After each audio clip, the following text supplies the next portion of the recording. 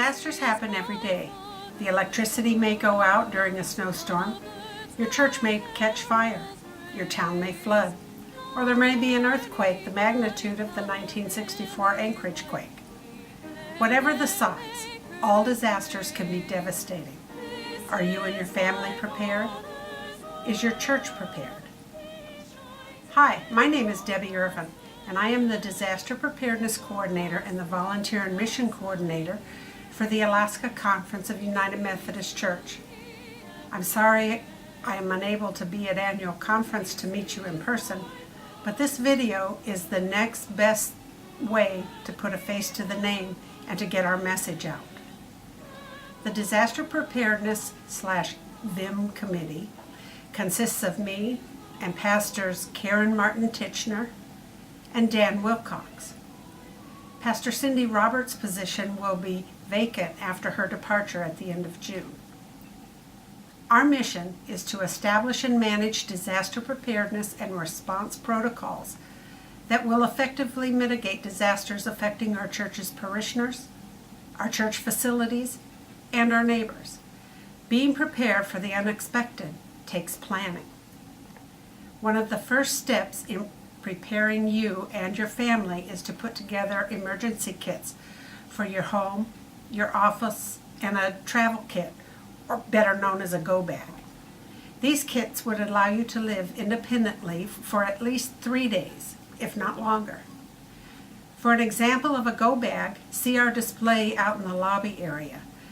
These kits are essential when you experience a delay in help, power outages, road closures, property damage, lack of clean water. What if you have to live in a shelter? Or there's limited or no communications? What can your church do? A few examples are make church facilities available for shelter or other uses through the Red Cross or other caregiving agencies. Protect vital church records from fire and water damage. And have a phone tree or some sort of system to check on church member needs.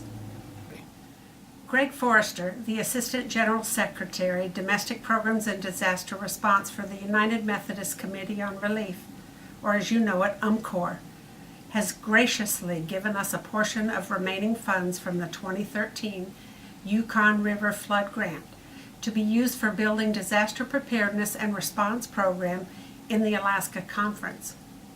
That being said, Karen, Dan, and I issue a challenge to all Methodist churches in the Alaska Conference.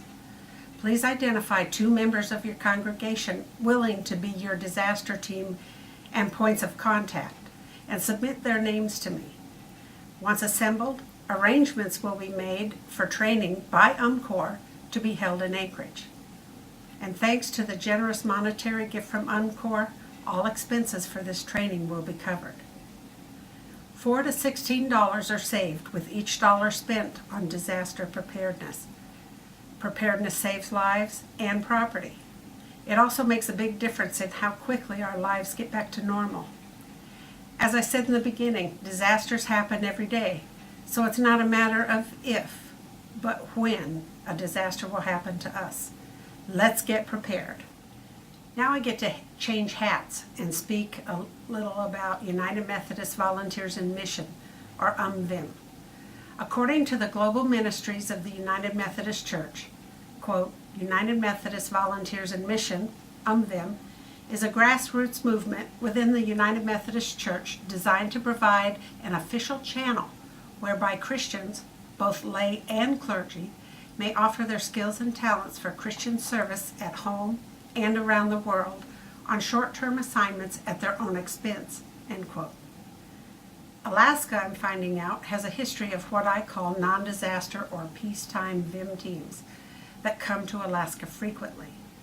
I would like to take the opportunity now to apologize if you have a project you expected to be completed this year and no VIM team to do the job. To help me be better prepared and organized for 2016 and 17, please send me a list of projects you have, either at your church or within your community. I would also like information such as what you will provide for the teams, such as housing, meals, transportation.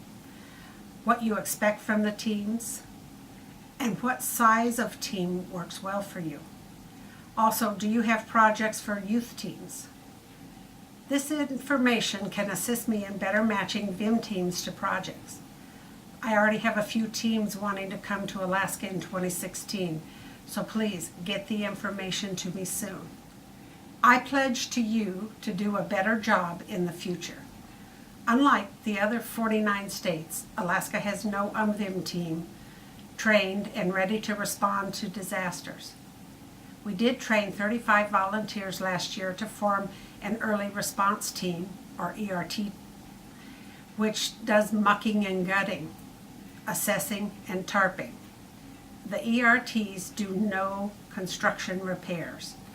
They work with survivors to help prevent further damage with mops and buckets and shovels. The Alaska Conference has no trained VIM teams to do construction repairs with hammers and saws. The 2013 Yukon River flood recovery effort in Galena was coordinated and run by Jim Truitt, the Pacific Northwest Disaster Response Coordinator. Only 3 Alaskans went to Galena as a member of an VIM team. It is our wish and goal to provide training for Alaskan VIM teams so we can be the hands and feet of our Lord on the ground. If you have a desire and a passion to be a caring Christian presence in the aftermath of disaster and would like to be on an VIM team, please contact me at 907-978-0537 or email me at akdrc99708@gmail.com.